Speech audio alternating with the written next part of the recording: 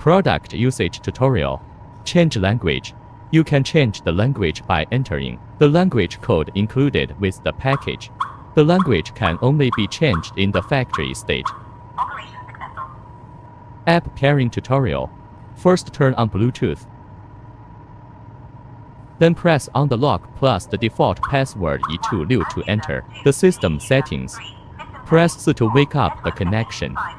Then click Add Device in the upper right corner of the app. Pop up the device and click Connect. Connection completed. Add fingerprint. Click Member Management. Select the user to add a password. Click Add Fingerprint. Please enter the user. Please enter again. Please enter again. Please enter again. Please enter. Please enter again. 0, Add complete. 1. Add a password.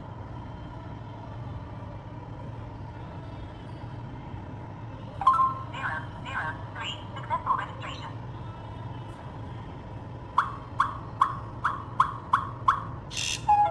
003. Unlock. Add access card. Please enter the user.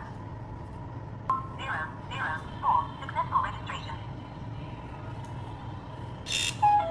004. Unlock. Only the administrator password can enter the system settings. Please verify administrator. Verify successful. 1. Add user. 2.